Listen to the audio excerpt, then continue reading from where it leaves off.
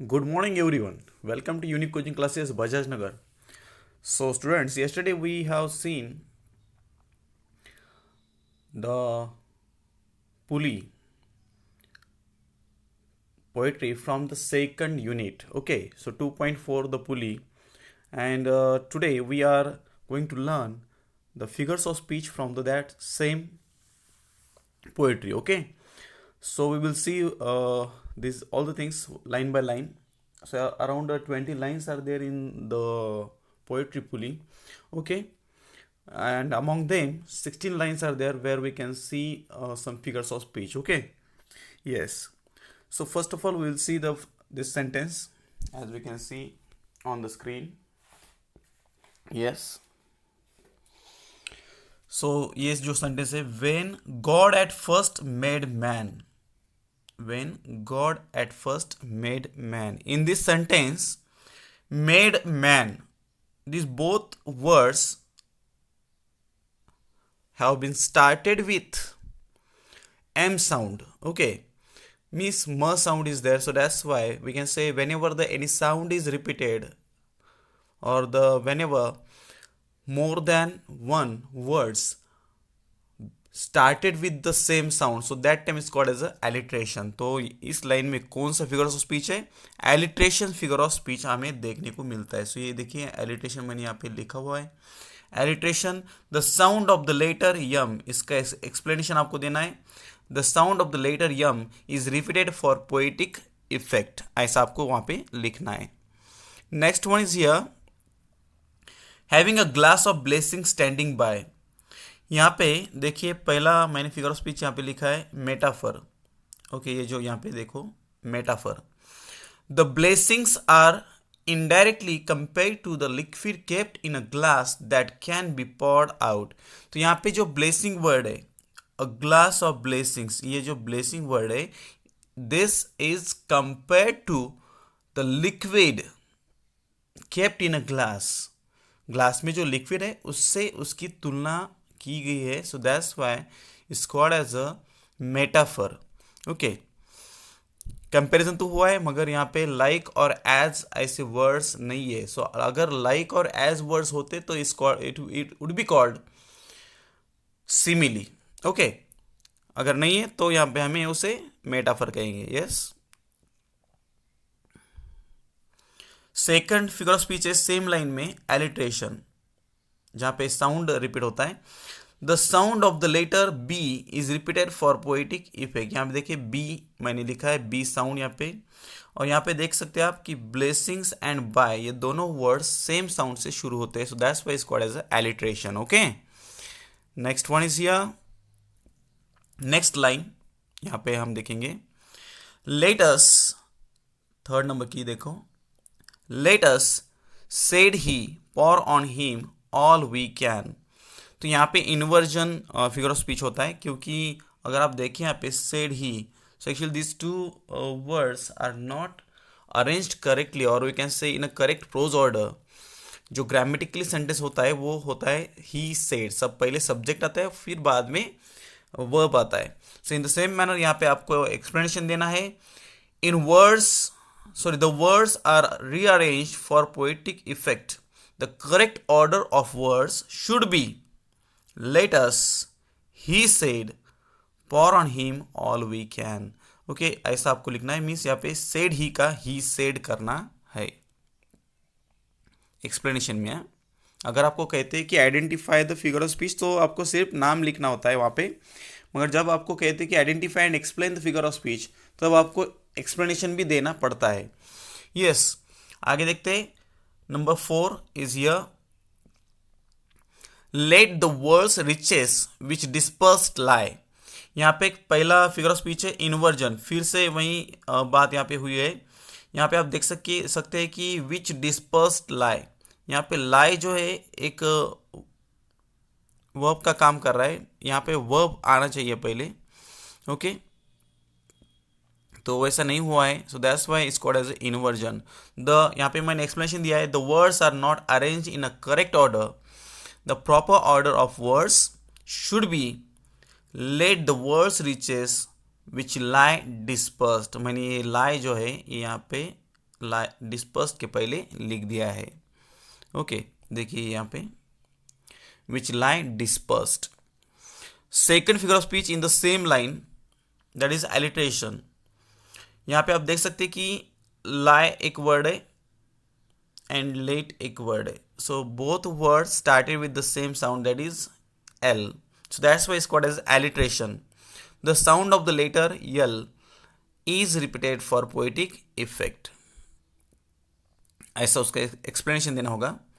Yes, next number line is there, so strength first made a way, then beauty flowed, then wisdom honour and pleasure. ऐसी एक line है, देखो। Yes, यहाँ पे पहला है पर्सोनिफिकेशन। क्यों? The qualities of strength, beauty, wisdom, honour and pleasure have been given the animate quality of movement. यहाँ पे क्या हुआ है, ये जो सब क्वालिटीज है ये इन एनिमेट क्वालिटीज है, ओके, थिंग्स है। So which has given the human quality of making a way और फ्लोइंग। ओके, तो ये जो क्वालिटी होती है ये ह्यूमन बीइंग की होती है, मेकिंग अ वे। तो जो मूवमेंट हुई है यहाँ पे एनिमेट चीज़ों की जैसी, तो that's why it's called as a personification. Whenever the non living thing और the inanimate thing works as a human being और actually consist a quality of a human being, so that time is called as a personification. Okay, climax, अगला figure speech same line में climax है। आप देख सकते हैं कि strength, beauty, wisdom, honour, pleasure, ये जो वर्ड्स है they have actually they are arranged in ascending order. Ascending order means increasing order, so that's called as a climax. और जब भी डिसेंडिंग ऑर्डर होता है तब उससे आप कह सकते हैं कि एंटी क्लाइमैक्स।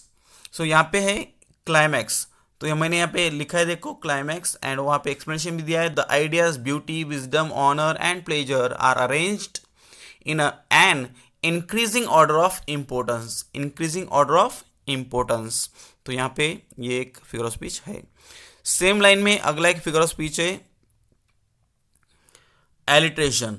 हम यहाँ पे देख सकते हैं कि सो स्ट्रेंथ, ये जो दोनों वर्ड्स है which started with the same sound of the letter, that is S. Okay, means S is repeated for poetic effect here. Okay, yes, इसलिए यहाँ पे एलिट्रेशन भी है। नेक्स्ट लाइन है यहाँ पे, when almost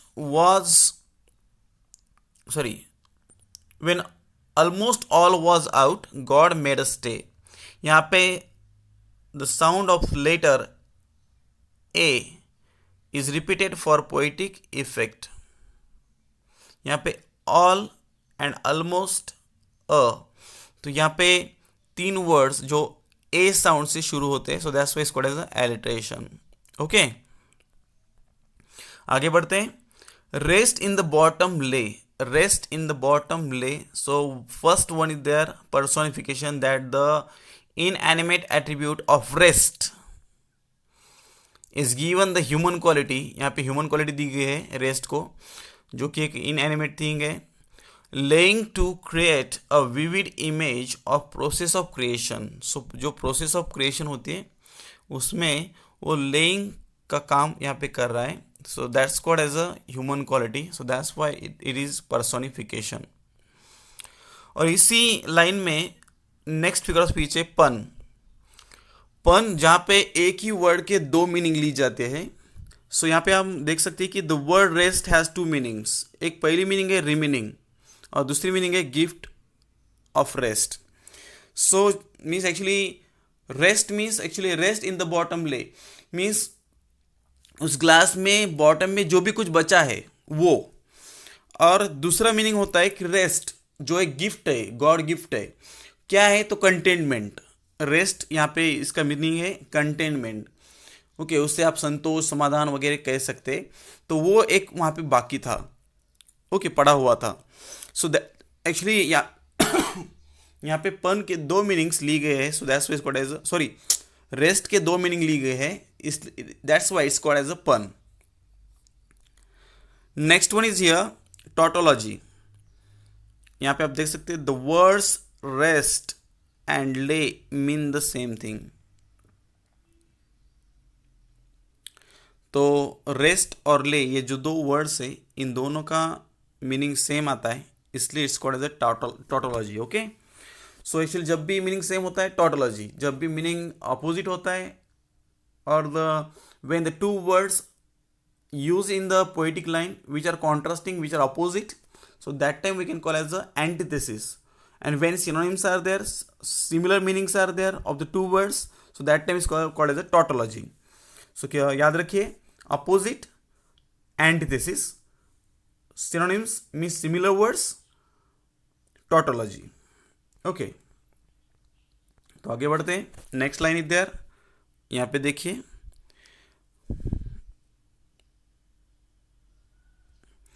For if I should said he, for if I should said he, यहाँ पे देखिए पहला जो फिगर ऑफ स्पीच है यहाँ पे द वर्ड्स, सही इनवर्जन फिगर ऑफ स्पीच यहाँ पे दिखता है. The words are not arranged in a correct prose order. The correct order of words should be for I should, for if I should he said. यहाँ पे भी वही गलती है कि सेड ही जो एक वर्ब पहले है और बाद में सब्जेक्ट है, तो पहले सब्जेक्ट होना चाहिए और बाद में वर्ब होना चाहिए. सो जब भी ऐसा वर्ड्स प्रॉपर प्रोज ऑर्डर में नहीं रहते, so that's called as a inversion. Okay, तो इसमें एक इनवर्जन फिगर ऑफ स्पीच भी हमें देखने को मिलता है. तो देखिए अगली स्लाइड हम देखते हैं. यहाँ पे 9 नंबर मैंने यहाँ पे दिया है नेक्स्ट लाइन को, bestow this jewel also on my creature. तो यहाँ पे देखिए पहला फिगर ऑफ स्पीच है मेटाफर. तो मेटाफर क्यों कहा गया है? So actually comparison is there between the two things. Okay, तो यहाँ पे जो ज्वेल एक वर्ड आया है, ज्वेल, ज्वेल वर्ड कंपैरिजन हुआ है यहाँ पे द गिफ्ट ऑफ रेस्ट से. जो भी भगवान हमें कंटेनमेंट देने वाले थे, कंटेनमेंट जो कि एक ग्लास के बॉटम में बाकी था, तो जो रेस्ट है उसकी तुलना एक प्रेशियस थिंग से हुई है, that is a jewel.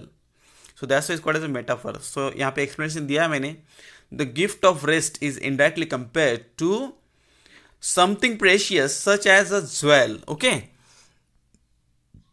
Next one is there, next line is here, Who would adopt my gifts instead of me? ये लाइन है. तो यहाँ पे एलिट्रेशन फिगर ऑफ स्पीच आया हुआ है. यहाँ पे आप देख सकते हैं कि word my and me both started with the same sound, that is M. So that's why it's called as alliteration. The sound of letter M is repeated for poetic effect. ऐसा आपको इसे इसका एक्सप्लेनेशन देना है. Next line is here, and rest in nature not the god of nature. यहाँ पे पहला figure of speech है रिपीटेशन, क्योंकि यहाँ पे nature and nature, nature word ये दो बार आया है, so is repeated we can see here. So whenever the word is word और the phrase has been repeated, so that time it's called as a repetition. तो यहाँ पे आप एक्सप्लेनेशन दे सकते हैं repetition, the word nature has been repeated for poetic effect. Next figure of speech है same line में alliteration.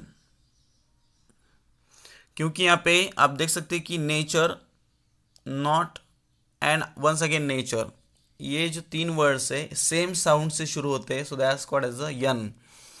इसीलिए यहाँ पे alliteration भी फिगर ऑफ स्पीच है. सो उसका एक्सप्लेनेशन है, the sound of the letter N is repeated for poetic effect. Next line is here, so both should losers be. So इसमें जो फिगर स्पीच है पहला वो है इनवर्जन. सो आप देख सकते हैं यहाँ पे शुड के बाद में जो बी आना चाहिए वो बी इन्होंने एंड में ले लिया था.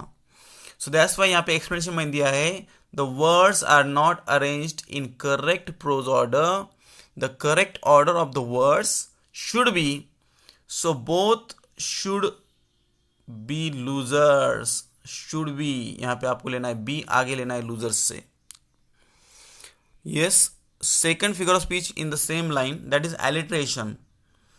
यहाँ पे आप देख सकते हैं मैंने दिया है, the sound of the letter B is repeated for poetic effect. So यहाँ पे जो बोथ एंड बी, ये दोनों वर्ड से बी साउंड से शुरू होते हैं, so that's why it's called as a alliteration. उसके बाद में नेक्स्ट लाइनें देखो, ये यहाँ पे, but keep them with repining restlessness. यहाँ पे है, डायरेक्टली आपको पता चलता है कि दो वर्ड्स है रिपिनिंग एंड रेस्टलेसनेस, ये दोनों वर्ड्स आर साउंड से शुरू होते हैं, so that's why it's called as a alliteration. तो यहाँ पे एक्सप्लेनेशन मैंने दिया है, the sound of the letter R is repeated for poetic effect.